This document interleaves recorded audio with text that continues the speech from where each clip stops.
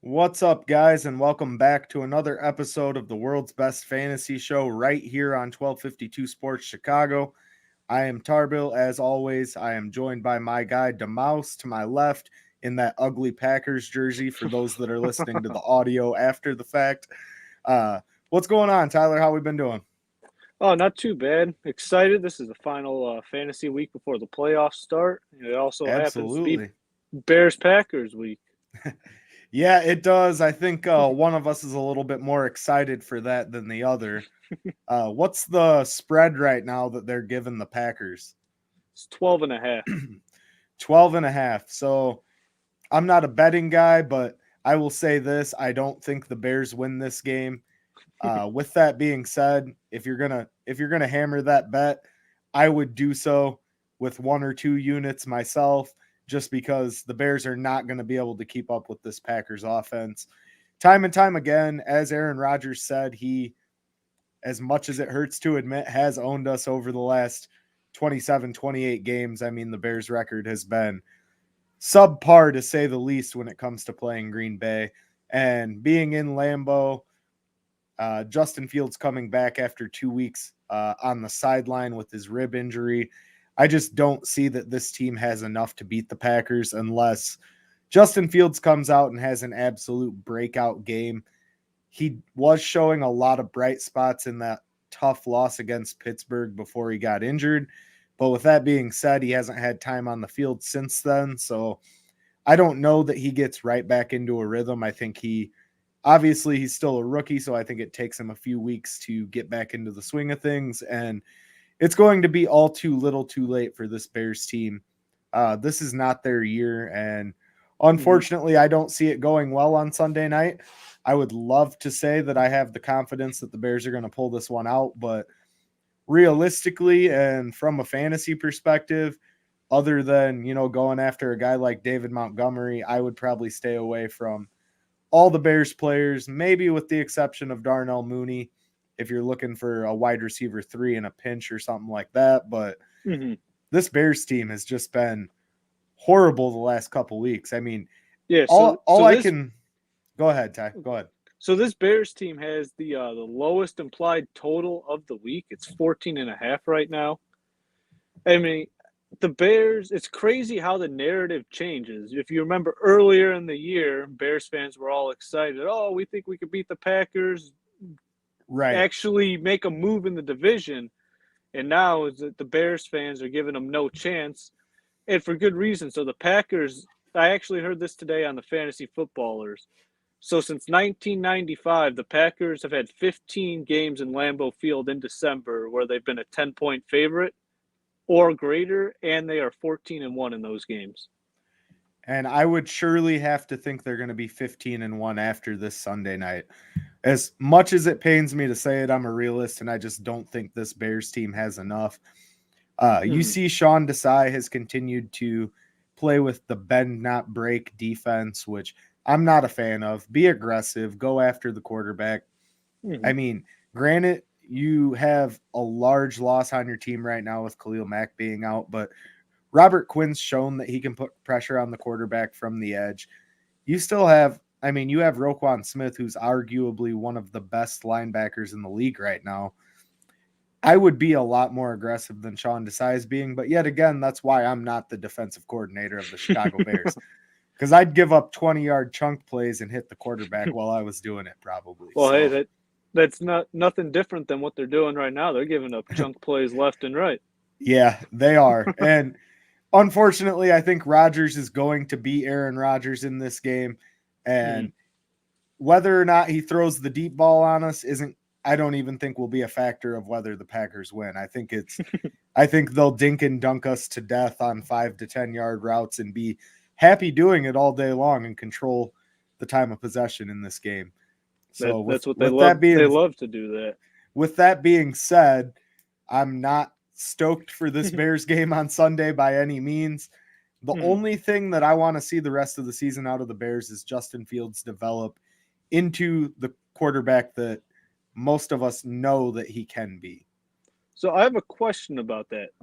You would rather see him play if I was the Bears, I would want him to just sit, let Andy Dalton get his brains beat in back there, and just wait for a new regime because he's still learning this offense more and more right now. And you don't think Matt Yes. Nagy's going to be back, correct?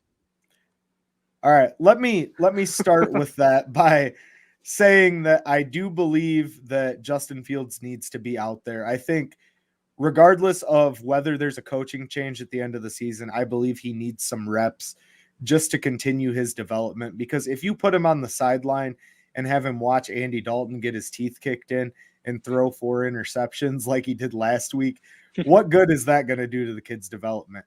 And don't get me wrong, I know that he's going to be out there. He's going to probably take some hits. Sure, there's re-injury risk, but this is football. And in my opinion, you can't necessarily say, well, we don't want to get him injured, so we're going to put him on the sideline.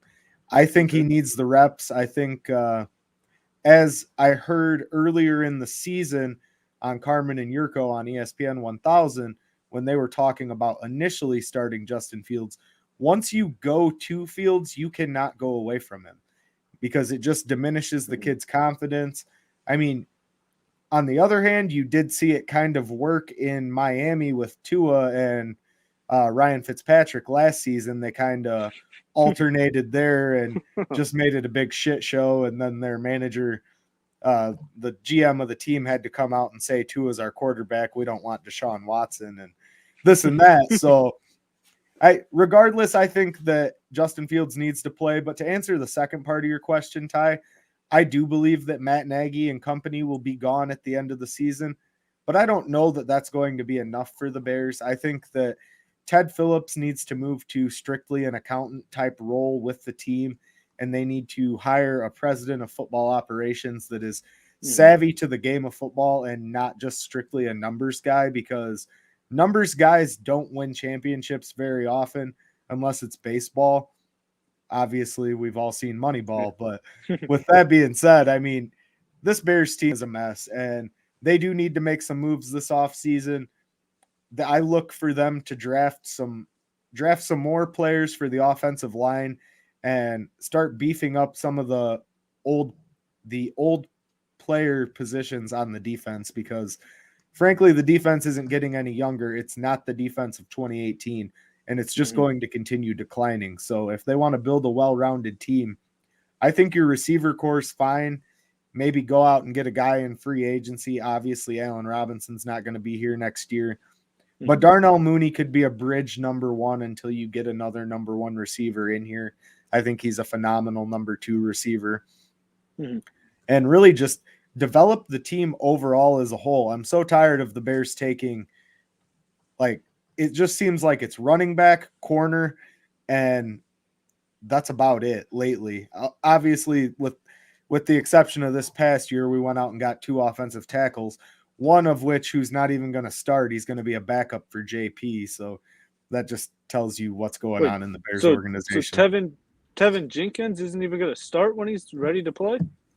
Tevin Jenkins played primarily special teams last week, and Matt Nagy came out this week during the presser and said that for the time being, Tevin Jenkins is primarily going to be in a backup reserve role.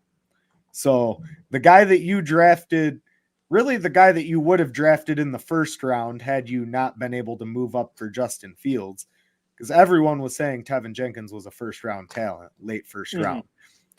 You go out and get this guy, lucky enough to get this guy in the second round, and then now that he's finally healthy and he's finally right with his body, and he said he feels like he's 18 years old, he feels the healthiest he has in years, you're not even going to start him. You're going to put him behind 39-year-old Jason Peters, who was sitting on a fucking fishing boat drinking beers when you called him over the summer to try to get him to come play in Chicago. It's dumb, man. I could sit here and rant about Chicago all night, but we've got other shows on the network. Our Bears Fans with a Brain show on Thursday night does plenty of that. So let's get into some fantasy talk here. Before we move away from the Bears-Packers, who do you like on the Packers for fantasy players this week? So pretty much everybody, honestly. Rodgers is a top 3 quarterback. Aaron Jones is a RB1 this week. A.J. Dillon is in the RB2 conversation. Devontae Adams, top 3 receiver.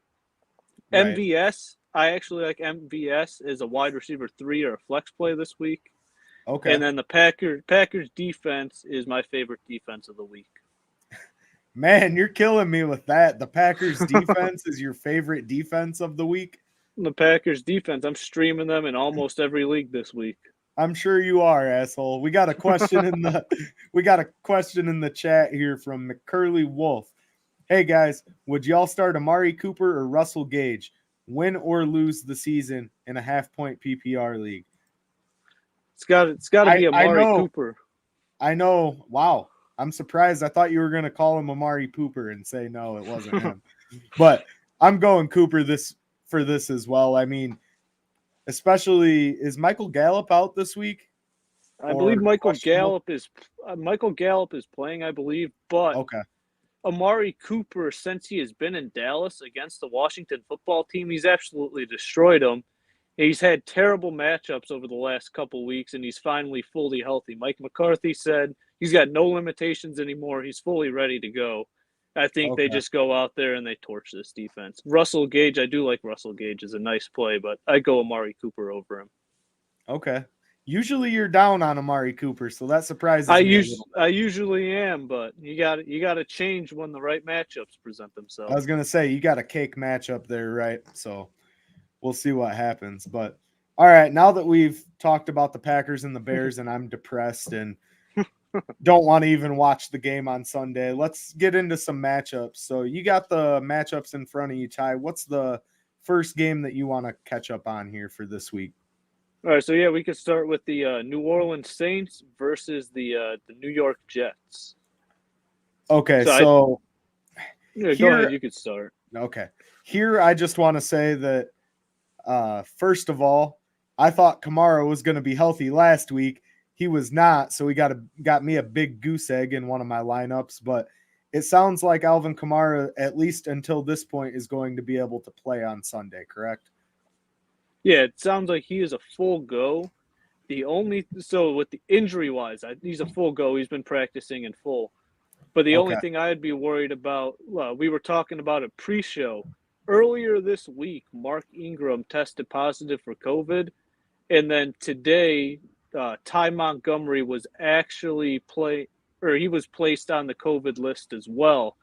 So I mean, with them being in the same room, the running back room, there's a possibility he could be a close contact or something like that. And if he's a close contact, that's a minimum of 5 days. Right. Yeah, you're not wrong there. So something to watch for sure. We got a question here in the chat from none other than the man, the myth, the legend, Fat Mike Chicago Sports himself. Do tell, Hillard or Kareem Hunt? Which way you going on this? It's Kareem Hunt. So Dontrell Hilliard, he now has Jeremy McNichols joining in that backfield. They got 3 guys there. I think Jeremy McNichols has been the number 2 all year long. I think he jumps right back in that role, and Dontrell Hilliard takes a back seat. I would have to agree with you on that. Let's go Kareem Hunt for that matchup. And then we got another question here. Tough pick between my defenses this week. Broncos or the Saints D? Jets or Lions? LMAO. So the Broncos is my pick. They're going up against the Lions. The Lions, Jamal Williams was he tested positive for COVID today. He's placed on the COVID list. He's gone. And TJ Hawkinson is also doubtful as of today. Right. So, I mean, they're missing their 2 best weapons they have on offense going up against a pretty great defense. I'm going with the Broncos there. Our guy Fat Mike's saying he doesn't trust you because you're a Packers fan. That's fair. It's hard for me to trust him too when he's wearing that ugly ass jersey, but it is what it is. Okay, so back to the matchup at hand. Well, do you have a pick for those defenses? Oh yeah, I skimmed right on by it. I would also go with the Broncos in that case. I think obviously Detroit's been getting some points in garbage time, but overall I think they're not winless anymore. They got their first win, but it's a damn near winless team, guys. I would go with the Broncos there. I like their chances. I mean, the Broncos defense is tough. They got another well, not even another. They've got a group of elite guys there on the defensive side. So I would go with the Broncos in that matchup for sure. Correct. But yeah, back to the Saints and Jets matchup. So Taysom Hill, I like Taysom Hill a lot this week. Taysom Hill, Really? even though he threw 4 interceptions last week, he still finished with 23 fantasy points. Just with the work he does on his feet. It's I'd fire him as a top 10 quarterback this week. Question to counter that. Is Taysom Hill a starting quarterback in this league? In fantasy football, yes. In the NFL, in fantasy no. football, yes. In real life, no. I like that answer, yes. For fantasy purposes, the rushability, as you always say, to quote you, it's like a cheat code. So I like Taysom Hill, especially in the matchup that he's going to have this week. Yeah, and then Kamara, if he's playing, which he should be as long as he doesn't get any contact tracing, he's a top 5 running back this week, probably top 2. Just with the matchup, the Jets is the best matchup you can ask for. Then on the Jets side, Elijah Moore, if he plays, he's going to be a game time decision. If he plays, I think he's a wide receiver 2 this week. Jamison Crowder in a PPR league, I think he's in the flex conversation. The Saints pass defense is not very good. They've given up the 5th amount of fantasy points to the wide receiver position this year. So I like Jamison Crowder in a PPR league to just soak up some targets. Makes sense. So who are you taking in this game? Or did you already say that, Ty? I might have missed it.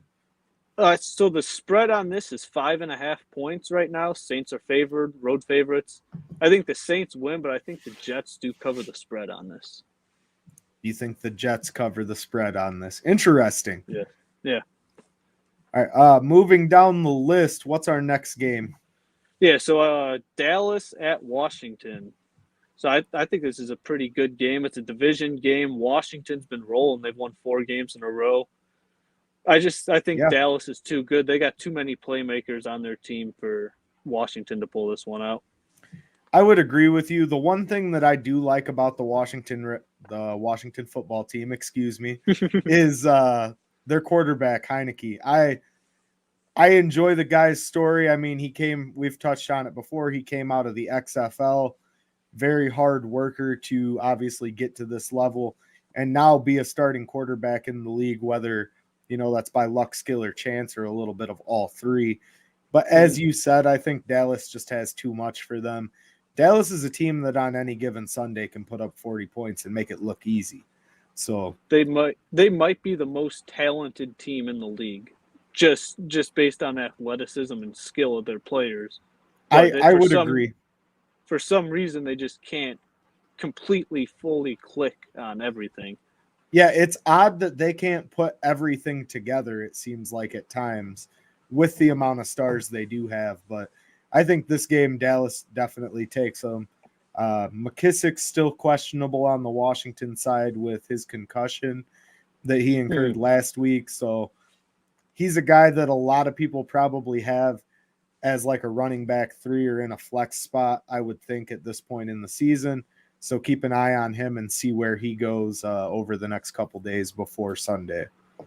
Yeah, another injury in that game, Tony Pollard. So he has not practiced at all this week. He is a game-time decision. Last week when they played the Saints on Thursday Night Football, yesterday he came out and he said he tore his plantar fascia on his left foot on that 58-yard touchdown. Which is I don't want to say a serious injury, but it's significant enough that it could sideline him for a week or 2 for sure. So, yeah, correct. So, yeah, that's something to watch on. And, yeah, I mean, if he's out, I think Zeke has been awful for a while now. Yeah. But I think Zeke picks it up this week. If Tony Pollard misses, they have no other option but for him to step up. And just from a volume perspective, you would think Zeke's going to touch the ball so much that it'd be worth it, especially down the stretch. They're going to utilize him in the red zone, obviously, and things like that. So, yeah, so moving on to the next game, we got the Atlanta Falcons at Carolina. Who do you think wins this one? I feel like this is a garbage game in the making. I smell trash on this game. I think Atlanta loses this. I think that Cam Newton comes in and tears them up. He's another guy that could be your cheat code, so to speak, if he starts utilizing his legs like he has in the past. They're very one-dimensional without CMC, of course, so that's something to consider as well. But I don't know. I'm not an Atlanta fan. I think Matt Ryan's significantly overrated. I think he's going to go be the quarterback of the Steelers next year, and Mitchell Trubisky is going to be the quarterback for the Falcons. That's what I'm hearing, man. That's what I'm hearing is that the Falcons, if Matt Ryan leaves, are interested in none other than money Mitch Trubisky. They can have the fucking guy. He's trash. But. So like you were touching on with Cam's rushing ability. So the Atlanta Falcons defense this year has given up the 4th most rushing yards to quarterback per game this season. So Cam Newton is – so when I touch on streamers later on, Cam Newton is my second streamer behind Taysom Hill. This matchup is a great matchup for him to put up some points. And they want to run the ball more. Matt Rule just fired Joe Brady because he wasn't running the ball enough. You could tell that's what they want to do. So, I mean, I love Cam Newton in this game going up against that defense. Obviously, you could have the stinker Cam Newton game, but I just think the upside is tremendous this week. I can't get over Cam Newton's hairstyle, and I shouldn't hold it against him, but what the hell's going on up there, buddy? You got all this money and your hair's looking like asparagus. But anyways, so who wins this game? With that being said, you think Carolina wins this one? Yeah, I think Carolina wins it. But yeah, I like Cam Newton as a starting quarterback. Chuba as a running back too this week. Amir Abdullah, you can get away with him if you're extremely desperate. And then DJ Moore, you have to fire him up. It's such an easy matchup against that secondary. DJ Moore. And then I think there's only 2 guys you can start on the Falcons side, and that's Cordell Patterson and Russell Gage. I would agree with that statement. And Cordell Patterson, man, you look at him in the season that he's having over there in Atlanta. Oh, man. That's just a clear picture of how Matt Nagy underutilizes his players, damn it. No, it's insane what Cordell Patterson is doing this year. Yeah, the entire offense runs through Cordell Patterson. What is he technically listed as, a running back or a receiver for them? Both. He's listed as both. Okay.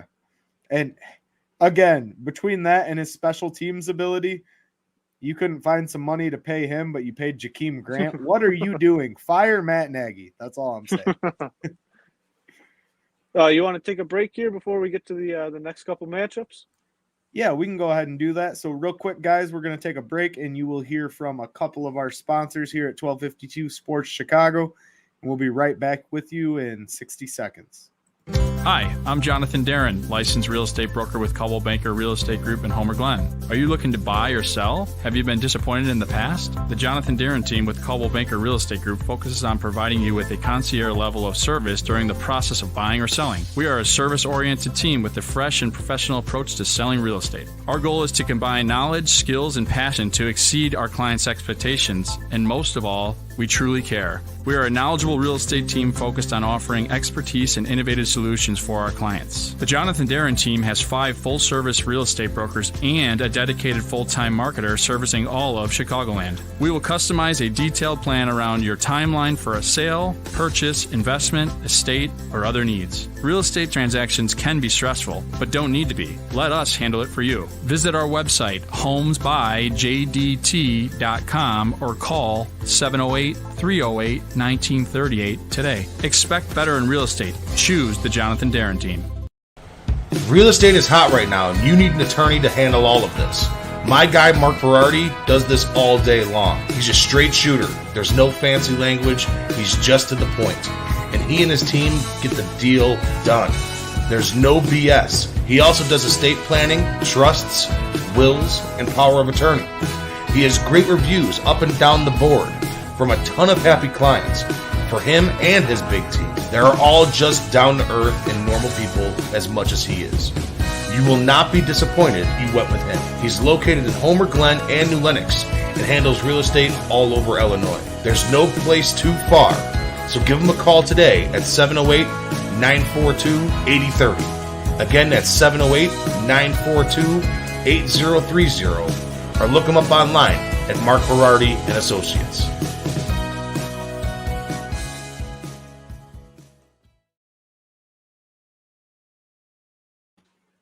All right, guys, and just like that, we are back. You're listening to the world's best fantasy show right here on 1252 Sports Chicago. I am Tarbill. To my left is DaMouse in that ugly cheesehead jersey. All right, as we move down the matchups, what do we got next, Ty? So we got Jacksonville at Tennessee. I think Tennessee just blows them out. I think Tennessee steamrolls them this game. Is that even with – that's not even with question. Now, one question I do have for you pertaining to the Jacksonville Jaguars, is it too soon to start calling Trevor Lawrence a bust? No. He doesn't have anybody around him other than James Robinson, and he's got Urban Meyer as his coach, who has proven this year the dude can't control the team, and he's just an awful coach. He can control that. Never mind. I'm not going to go there. But y'all have Twitter. You know where I was going with that. But no, I do believe that Tennessee steamrolls this matchup. Do we have any sort of update on Derrick Henry? Have you heard anything on him over the past week? I think he's still rehabbing. I think he was shooting still to return in the playoffs. Yeah, that's what I had seen initially, but I wasn't sure if you had heard anything as far as how the rehab was going, if he's still on track, etc. So, yeah, I think he's still targeting a return in the playoffs, and around the initial timeline it lines up with that. Okay, good to hear. He's a guy that's surely missed in my lineup. I'll tell you that. In this game, though, I only think there's 3 fantasy viable players. It's only one guy on the Jags side. It's James Robinson. You keep firing him up as a low-end running back 1. I don't think Carlos Hyde's going to keep getting touches. Carlos Hyde sucks. So I think James Robinson should get more work as the season ends here, because Carlos Hyde has proven he is not good anymore. And then on the Tennessee side, he has proven he's not good anymore. That's such a bold statement. What do you have against Carlos Hyde? Jesus. He's terrible now. He's just he has been garbage. I agree, but that was a bold statement. He's just not good anymore. And then on the Tennessee side, Deontay Foreman, I think he's a nice low-end running back 2 on the week. And Julio Jones has been practicing in full. He's been designated to return off the injured reserve. I think he's a wide receiver 3 or a flex play this week. Definitely. If he's healthy, I would definitely insert him in one of my lineups. You know, that's the thing about Jacksonville is every year there's so much hype around them, and they're like the Browns were a few years ago, right? Every season we think that they're going to do something, like maybe they're finally starting to put some pieces around them, and then it never comes to fruition. They should have kept Gardner Minshew. No. Trevor Lawrence is a million times better than Gardner Minshew. I know he is. I'm just kidding. Have you seen the Gardner Minshew quote? I think it was last year he came out and said, like, I haven't taken a shit in weeks because to me there's no being number 2, when he was fighting for a starting quarterback job. I did not see that. No. That's all that I need to know about the guy.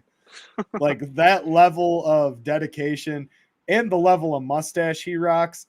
I don't care who you are. I think Gardner Minshew, I think he's better than some starting quarterbacks in this league, but now I'm getting off topic. All right, next game we have on the schedule is the Raiders going into Arrowhead, playing the Kansas City Chiefs. What are you thinking here? Firstly, I want to say that I have the Raiders defense playing. I don't know why. I think they were the best viable option. So, yeah, and it's going to be rough. I'm not expecting much out of them. I think that Kansas City pulls this one out. I'm going with the bold prediction of the week here, and I'm saying 3 Tyreek Hill touchdowns. Oh, man. 3 Tyreek Hill. Nah, let's say 2. 2 Tyreek Hill touchdowns this week. That's not very bold anymore. Oh, yeah.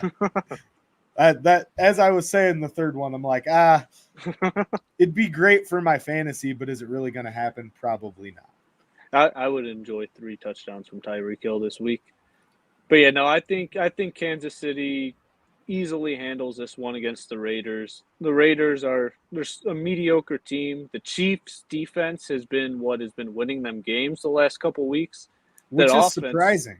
That offense still hasn't gotten it going, but their defense is winning it for them. So I think it's still only a matter of time before they get it going. And I would agree. I mean, back to your statement there about the defense, probably 5 weeks ago, we were saying this defense was one of the worst in the league.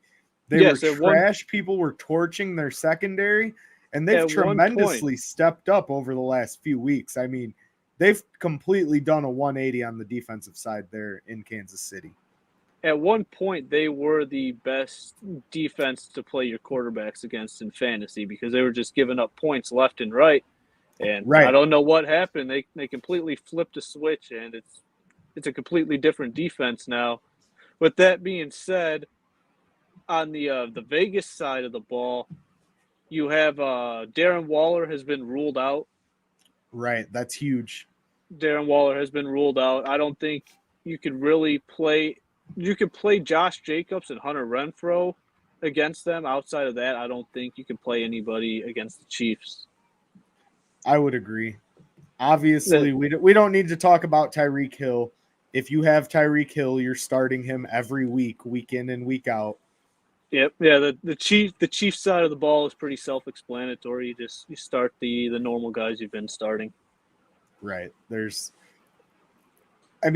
one of those things where if you need us to tell you that you're starting Tyreek Hill, you're starting Patrick Mahomes, you're starting Travis Kelce, you probably don't need to watch a fantasy football show. No, that's bold. I'm just kidding.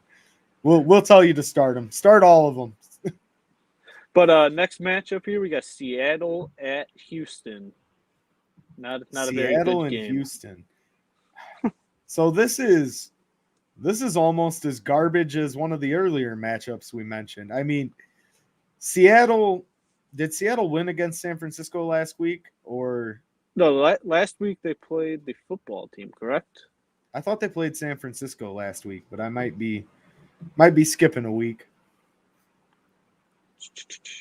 I'm trying to find it. All right. Yeah, you are correct. I was wrong. Okay. There. Yeah, I was 1 week behind. Did they win that game? No, they lost. San Francisco won. Okay. I knew it was close in the fourth quarter and it kept going back and forth, but I couldn't remember which way it went. With that being said, Russell Wilson is finally starting to look a little bit more like Russell Wilson. And I mean, you're playing the Houston Texans. This is the matchup where you play him. You've been hesitant lately because of how bad he has been, but this is his get right game. Oh, absolutely. This is going to look like the Bears-Packers game, except the entire United States isn't going to get to see it. It'll be regional coverage. But Russell Wilson, I think he's a low end quarterback one, just with how he's been. But this is his get right game. I don't think you could start any running back on Seattle. Maybe Rashad Penny in a pinch, but I'm not comfortable with any of them. Another guy that kills me being out right there, Chris Carson, man. I picked up all the injury-prone backs this season, I swear. You can never have enough running backs. That's why if you look at all my teams, dude, my whole bench is running backs, even if they're third stringers. So I have noticed that. But then again, you're not picking a guy up on game day or the day before to try to fill a running back slot because all of a sudden someone you thought was going to play is hurt. So, yeah, I'm always looking a couple weeks ahead, guys that have viable paths to getting playing time. And that's why your record's better than mine, but I digress. But DK Metcalf and Tyler Lockett, I think they're both in the wide receiver 2 conversation this week. I don't think you can go back to Gerald Everett after Gerald Everett had one of the worst games ever last week. He had 2 Right. fumbles, and he dropped a ball in the end zone that turned into an interception. Just completely terrible. And then on the Houston side, David Johnson, a low-end flex. I think that's the only guy. You know, we should try to get David Johnson on the show. My buddy actually was the backup running back to him at Clinton High School. True story. So There we go. Let's get him on here. We should see if we can reach out and make that happen. But I digress. Houston is garbage. They've been garbage. Obviously, Deshaun Watson's not playing for the organization. We can talk about that week in and week out, but the Houston Texans sealed their fate when they traded everyone away to build around Deshaun Watson, and then this controversy hit. So that's why in my opinion, you never state all of your chips in one basket, so to speak, and that's exactly what they did. They traded away all of their viable pieces on offense. Bill O'Brien is what destroyed them. Yes, you're not wrong, but the way trading DeAndre Hopkins for David Johnson, come on. I actually sent that trade out in some fantasy leagues when it happened, and it got rejected. Oh, instantly. People were like, "Hey, are you an idiot?" Bill O'Brien, yes, I am. Oh man, but moving on. This is a nice interdivision matchup. Baltimore at Cleveland. I think it's going to be a tough game. I don't think lots of points are going to get scored. Baltimore's been pretty terrible on offense lately. And then Cleveland, Baker Mayfield's still struggling. I think you're wrong on this one, my friend, and I'll eat my words next week if I am. But I think that this is a bounce-back game for Baltimore, and I think Lamar Jackson has extreme use of his legs in this game, over 100 yards rushing. Oh, man, okay. So you're saying fire Lamar Jackson up as the QB1 this week. If you're in a 2 QB league, for sure, but well, no. Lamar Jackson, if he's getting 100 rushing yards, he's going to be the QB1 on the week, without a doubt. You're not wrong. Now you're making me regret saying it, but Lamar Jackson's going to have a breakout week, in my opinion. Maybe not 100 yards, but he's going to utilize his legs, and he's going to use this as a get-right game, I think. Don't get me wrong. The defense over there in Cleveland's pretty solid, but it's just hard to stop a guy like that once he gets into open space. So we'll see what happens. I think Baltimore pulls it out. It's going to be a tough NFC or AFC North game that we always see whenever AFC opponents play each other. Right. But Lamar Jackson, you're firing him up. Devontae Freeman is a low end running back 2 on the week. Kareem Hunt, you're firing him up as your running back 1. Kareem Hunt, I think he's more in the flex conversation than he was earlier in the year. Mike doesn't trust you still because you're a Packers fan, but that's okay. It is what it is. And then Marquise Brown and Jarvis Landry, I think, are the only wide receivers playable in this game. I would agree with you. Obviously, you touched on it. You think Baltimore pulls this out. I'm coming in with the bold prediction that Lamar Jackson's going to be QB1 this week, and I will eat those words if I have to. But with that being said, Tyler, I got a quick unfantasy-related question for you. Correct. How awkward is it being the only Packers fan at your family get-togethers? That's what I want to know. Oh, well, not anymore. I got my kids and my wife. They're all Packers fans, too. By association. That doesn't – can your wife name 5 players on the Packers? She might be able to. I shouldn't say that. She can, yeah. Okay. Yeah, they're big Packers fans. They pile it on. They pile on the trash talking towards the Bears fans in the family. So, are you going to be watching the matchup on Sunday night with some Bears fans? My brother will be back, and he will be watching it with us. And I think my brother-in-law is coming over as well to watch the Bears get their asses whooped. I like how you say that with such confidence. Like there's not even a chance. There's no chance. If you still have hope in Matt Nagy and company, I want the Kool-Aid you're drinking because I'm surely a depressed Bears fan right now. All right, moving on, going down the list, Ty. Who do we got next? New York Giants at the Los Angeles Chargers. I think this is an easy decision. I think the Chargers win this game. I think that who is starting in this game at quarterback? Chargers have Justin Herbert. Justin Herbert and the Giants are starting Mike Glennon. That's what I wanted you to say, Mr. Giraffe Neck. Mr. got benched for Mitchell Trubisky by Darryl Loggins. That's all you need to know about Mike Glennon. Guy's trash. He should have never came to Chicago. And more importantly, he's going to play like ass. He might dump it off to Saquon a lot, though. We touched on that in the pre-show. So definitely fire Saquon up if you have him or if he's available by some miracle in one of your leagues. But I think the Chargers win this game without question, and I think it's not even close. I think Justin Herbert has a great game. He's been playing pretty strong all season. He's had a couple questionable performances, but overall he's been pretty strong over the course of the season. I think he continues that. I like Austin Eckler on the Chargers. I'm a big Austin Eckler guy. I was a fan of his before he was a running back one in many fantasy leagues. So if you're looking for a guy, if Eckler's somehow available, I'd pick him up. But I think he's a guy that you're starting. Obviously, Saquon's a guy you're starting this week. You starting any of the Chargers receivers? So, yeah, Keenan Allen is ruled out this week with COVID. Okay. He is vaccinated, so all he needed was 2 negative tests. He did not get that. He is ruled out. Mike Williams is actually on the COVID list right now. He due to being a close contact, so it's a 5-day waiting period from the contact. So the contact was on Monday. Up until today, he is still tested negative. So if he tests negative tomorrow, he is playing in the game, and I think he's a borderline wide receiver 1, being the top guy there. But if he tests negative tomorrow, I don't like playing Justin Herbert this week with Jalen Guyton and Jared Cook being the top options. But as long as he has Mike Williams there, I'm content firing him up. I think he has enough weapons going up against a pretty soft defense.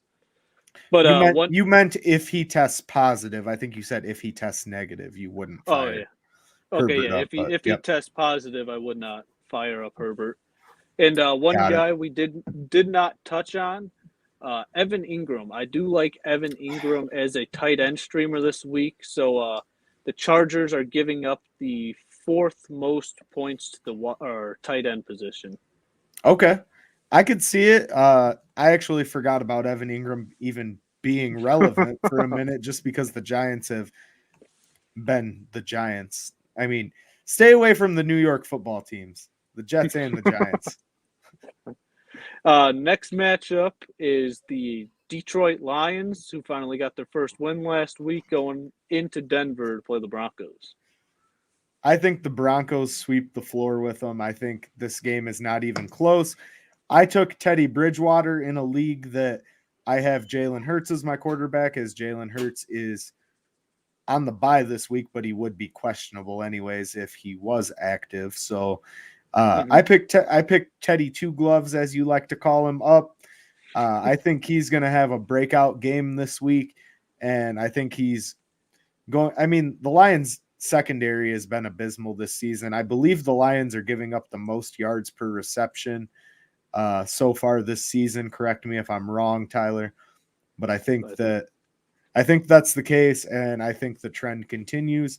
I think Teddy Bridgewater has a good game, and with TJ Hawkinson being out, that's the number one safety valve there besides the running backs for Jared Goff. They just don't have enough on the Detroit side of the ball. I think that Denver comes out with this one. What do you think? Oh, yeah, I think there's no question about it. Going into Denver, I think that the Broncos win this game.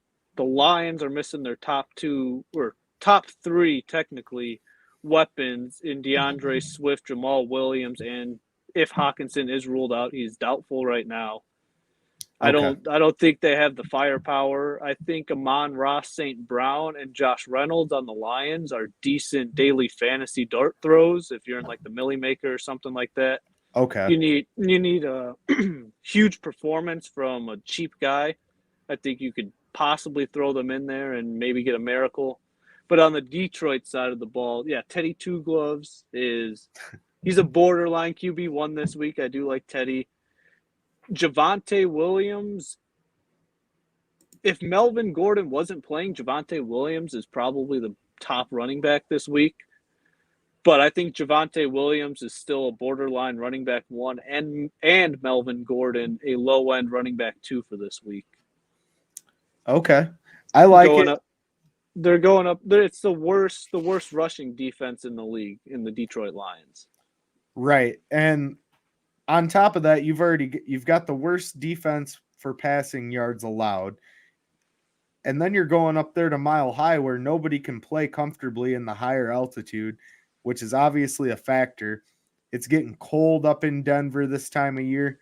Shit, it's getting cold here. It's downpouring here in Illinois right now. But with that being said, I think it's way too much for these Lions to overcome.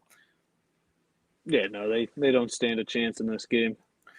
Before we finish things up here with the games for the week and go through your bets and your streamers, let's take another quick break and hear from our guy Paul over at Nick and Ivy Brewing.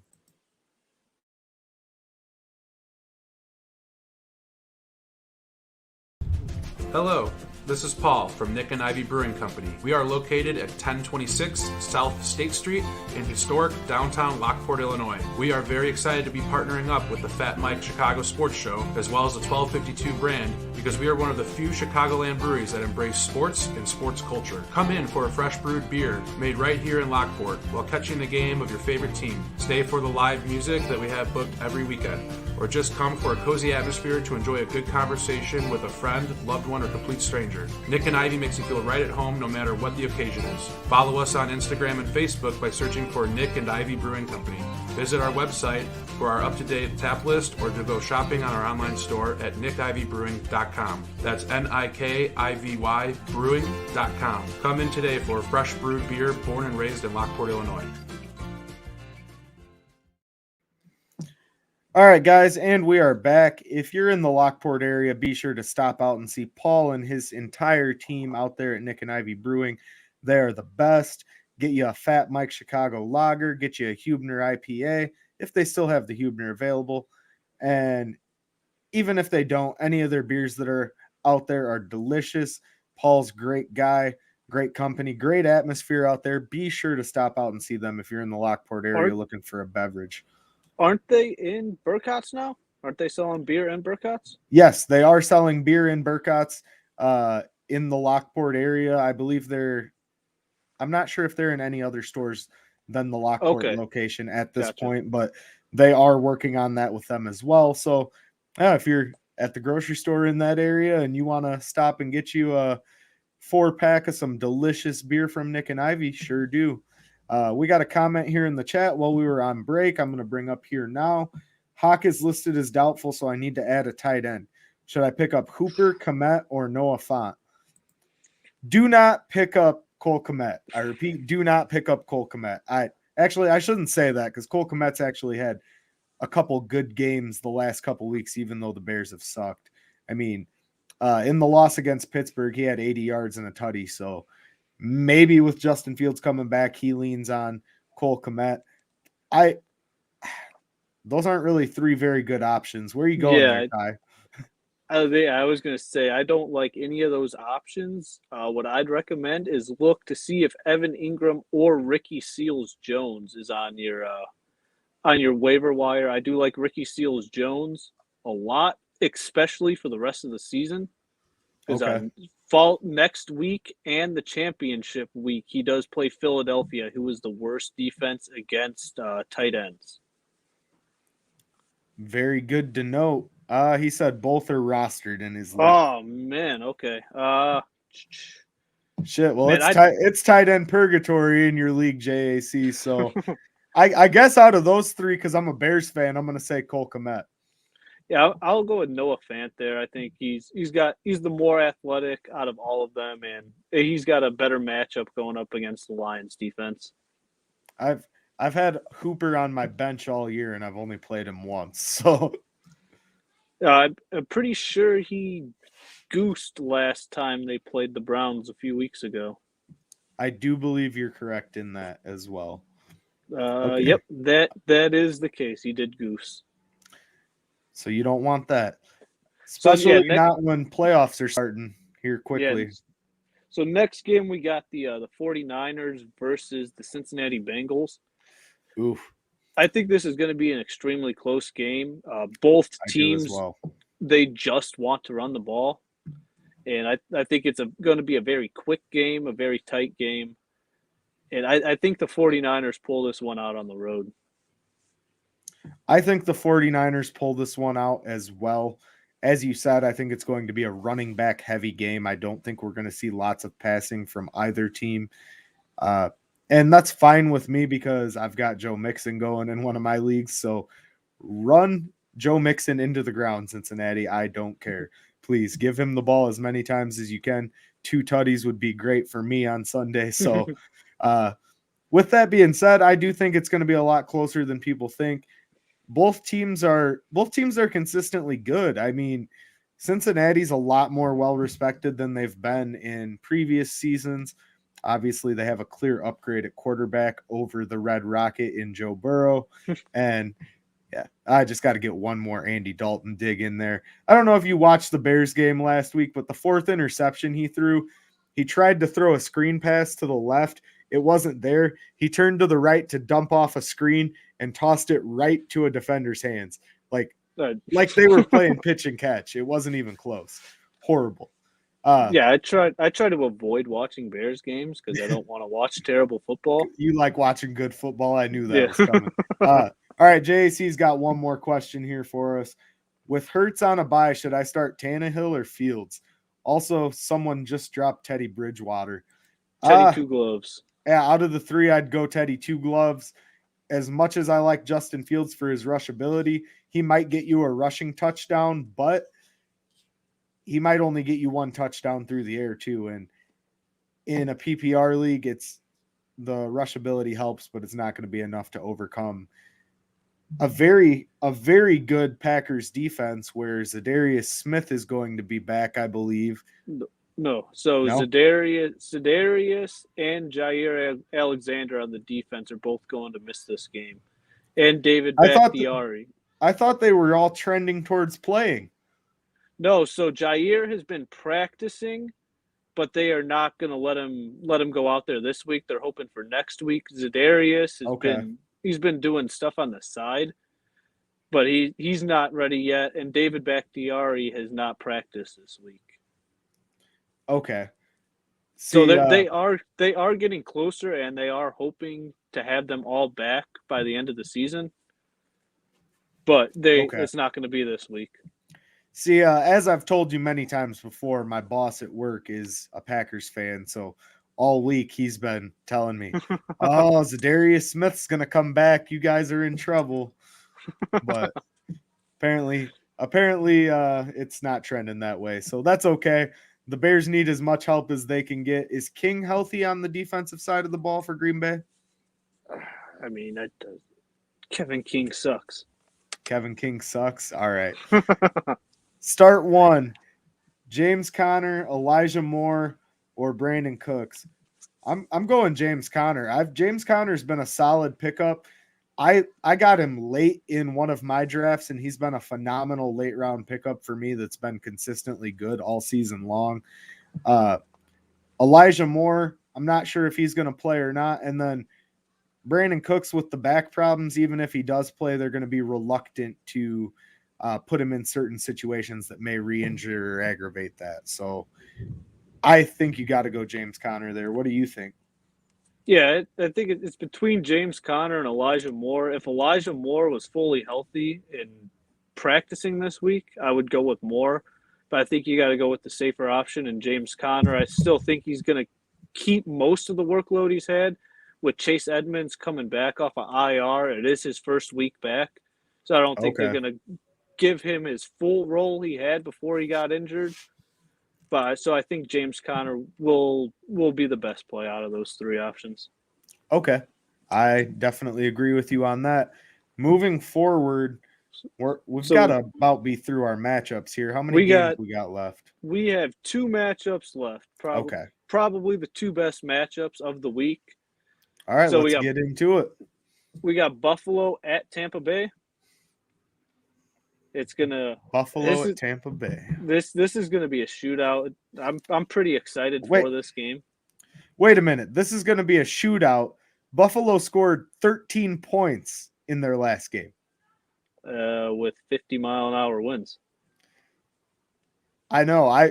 So just to segue real quick, I was devastated last week. Our guy Space was talking up Mac Jones like he was the best thing since sliced bread.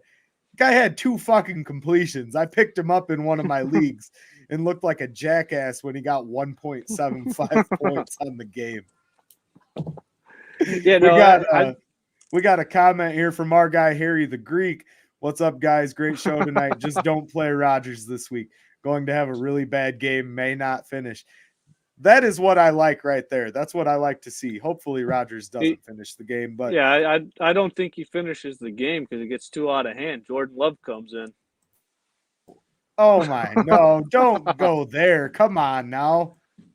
Well, we are a Chicago-based network. Most of our listeners are Bears fans. You're hurting their feelings.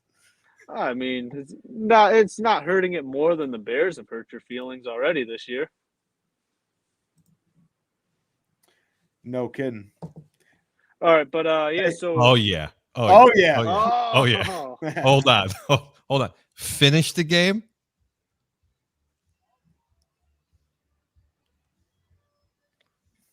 Ooh, Rodgers is I don't if he's not going to finish it, it's cuz the game gets out of hand.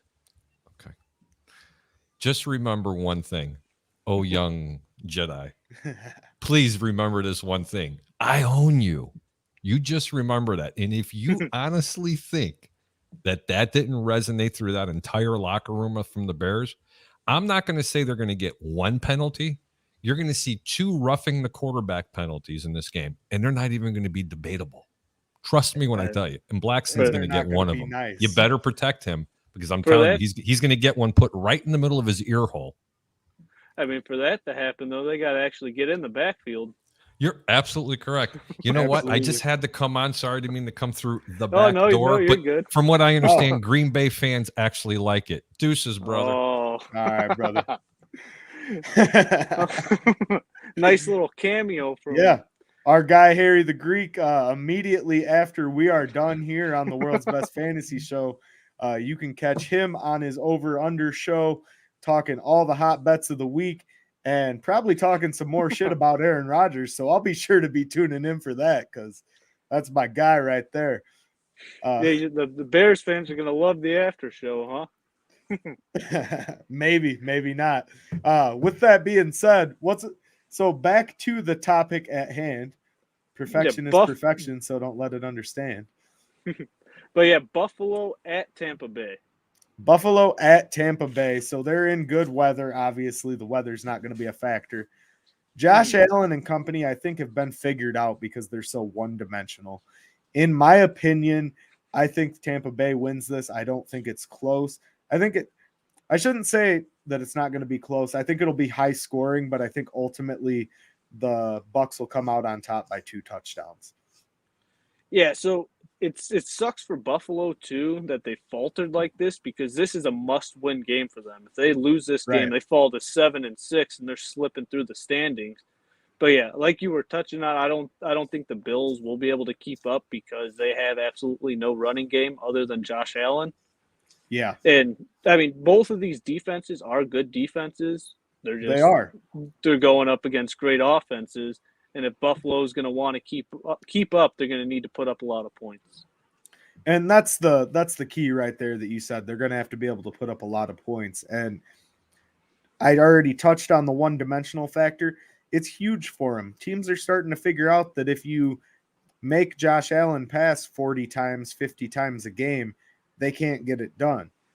He can dink and dunk you to death, but if you put all the pressure on Josh Allen, he can't get it done thus far.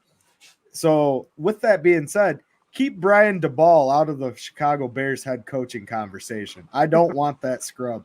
I want Ryan Day to come up out of Ohio and coach his quarterback that he coached in college. I think it'd be a phenomenal matchup. Smart move by the Bears, but who knows? Why would you want to leave Ohio State to come coach the Bears? I know I wouldn't. The Bears aren't giving you a private jet. That's for damn sure. But why do you want to go to that poverty franchise? That poverty franchise. Get the fuck out of here. Yeah, to throw another shot. But on Tampa Bay side of the ball, you're starting Tom Brady, Leonard Fournette, Chris Godwin, Mike Evans. Gronk is starting. He's a top 6 tight end this week. But I do like Brashad Perriman as another DFS dart throw. So last week he played more snaps in Antonio Brown's role than Antonio Brown has played since he has been with Tampa Bay. Okay. Interesting fact. So he is on the field a lot. He played 84% of the snaps last week. So, I mean, he is a daily fantasy dart throw. He could get a couple receptions, couple deep bombs just because he's on the field so much. And then you're starting Stephon Diggs and Cole Beasley. Dawson Knox is a nice tight end this week too. Dawson Knox, eh? Is he one of your streamers? I don't want to spoil it, but no, he's more than 50% roster. He is, okay. And then last but not least, to wrap the week up, go ahead. Or to wrap our matchups up. Is the Rams and the Arizona Cardinals. This is going to be a great game. Oh, this is going to be a game that is deserving of a primetime slot, I'll tell you that. So obviously, when you look at the Cardinals, as high scoring as they've been and as great as their record's been, they only beat the Bears by 11 points and they had 4 turnovers. So do the Cardinals have enough firepower to beat out the Rams? I think they do. I think Matthew Stafford and company will not be able to keep up. I think time and time again, Kyler Murray has just shown how immaculate he can get things done on the football field. Kyler Murray is slowly becoming, a top 10 for sure, if not top 5 quarterback that's not being talked about enough for what he's done this season for sure. I think from the Rams perspective, Cooper Kupp's going to have a great game. That's my hope in this, as I have him on one of my teams as well. So to counter that, Cooper Kupp's worst game of the year this year was against Arizona in Week 4, where he went 5 for 64. Well, it looks like Tarbill's not winning fantasy this week.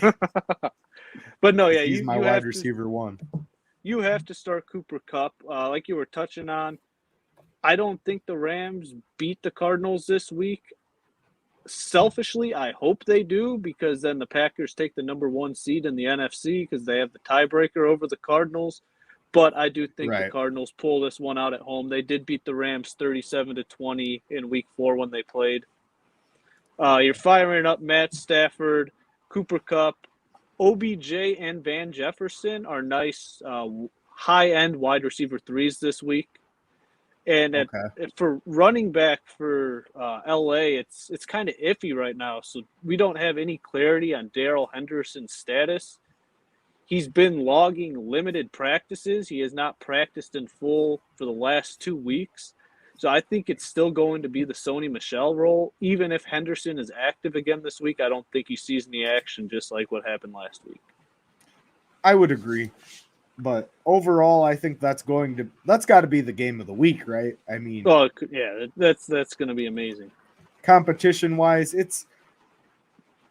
let me just dig myself into a Bears hibernation hole a little bit more before we wrap up with your streamers and bets here, Ty. How has the NFL not flexed the Bears and Packers out of this primetime slot? I don't understand it. Al Michaels was actually on with Waddle and Sylvie a couple days ago talking about it, how there's limitations on what games can get flexed out. Okay. There's there's only a certain amount of primetime games a team can have in a season. So they said there's a bunch of different things they have to put in perspective before making that decision. Okay. And, I mean, honestly, a Bears-Packers game, no matter if one team's terrible and the other team's good, it's still the longest-running rivalry in the NFL. It's still going to be a very highly watched game. So I think they just made the decision, like, hey, we're going to have enough people watching it anyway. Let's not move it out. We'll save one of those flexes for later in the year. Fair enough. Makes sense from that perspective. Again, the NFL is all a business at the end of the day, right? Yeah. So we got a question here in the chat. MVS, Judy, or Gage this week? I like Russell. I like Russell Gage, so we're getting ready to go into the streamers here. Russell Gage, over the last 3 weeks, has seen 8 targets, 7 targets, and 12 targets last week. He's being targeted a ton by Matt Ryan. I like Russell Gage this week. And then one more here. I do have Sony Michel. Sony Michel or Zeke this week, without a question, Zeke this week. So yeah, it's more of a question if Pollard plays, but I don't think Pollard plays. So I think you got to go Zeke. Fair enough. Now, before we wrap up, let's get into your bets of the week and your streamers. You want to start with streamers first? Yeah, I'll go streamers first. So a lot of these guys were already touched on as we were going through, but I'll wrap it up. Right. These are my favorite guys. Taysom Hill versus the Jets. Cheat code. He's going to run all over them. He can pass for 50 yards and still put up a great fantasy performance. And Cam Newton versus the Atlanta Falcons. Same thing for just like I said for Taysom Hill. I mean, the Falcons are giving up the 4th most rushing yards per game to quarterbacks this year. Right. Over at running back, I got Jeff Wilson versus Cincinnati. Jeff Wilson's going to be splitting the backfield with JaMycal Hasty. JaMycal Hasty, though, is more of a third down running back, a receiving back. So Jeff Wilson is going to get the early down work and the short yardage work. Okay. And then David Johnson versus Seattle. David Johnson's coming back this week. I think he's got a nice floor of around 8 PPR points. I mean, I don't think he's going to do much with it, but catch a couple dump-off passes in a PPR league. If you're in a pinch, you're not going to complain about picking up 8 points off the waiver wire. No, not at all, especially at this point in the season. And then wide receiver, like we just touched on, Russell Gage with 8 targets, 7 targets, and 12 targets in his last 3 games. I think he's a borderline wide receiver 2, wide receiver 3 this week. And then MVS versus Chicago Bears. The Bears have been prone to big plays all year long. Over the last 2 games, MVS has seen 10 targets and 9 targets. So, I mean, if he's getting anywhere close to that against a very spotty Bears defense, you could be in for a boom game. As much as I hate to say it, you're not wrong. Although I do like our guy Harry jumping in to say Aaron Rodgers is going to get a couple dirty hits. I sure hope that's the case. I sure hope Robert Quinn goes up and teabags the shit out of Aaron Rodgers for saying that after he sacks him for a 12-yard loss, but we'll see what happens. He's got to get through the line first. The Packers line's not that solid without Bakhtiari. I mean, they've been without Bakhtiari all year, and they played pretty solid. I don't know. We'll see, man. I think the Bears defense is probably their best chance at scoring points in this game, aside from Justin Fields' legs. So to finish it off here with tight ends, I got Evan Ingram versus the LA Chargers, like we were touching on earlier. Evan Ingram. The Chargers are giving up the 4th most fantasy points per game to the tight end position. I think it's a solid matchup with the wide receiver room all banged up. Targets got to go somewhere. I think they go to Saquon and Evan Ingram. And then Ricky Seals-Jones versus Dallas. Like I touched on earlier, too, I'd love him rest of the season with Logan Thomas being injured. Because this week he's got Dallas, next week Philly, then Dallas, then Philly to end out the fantasy season. And Philadelphia is the worst defense against tight ends. Philadelphia. Philadelphia is such a trash team, but Jalen Hurts is such a cheat code quarterback with his rush ability. It's They all crazy. are, all those running quarterbacks. But to close us out, my bets this week, Taysom Hill over 56.5 rushing yards against the Jets. Really? Joe Mixon over 18.5 rushing attempts. Last week we missed it by a half because the game got out of hand. He finished with 19. The line was 19.5.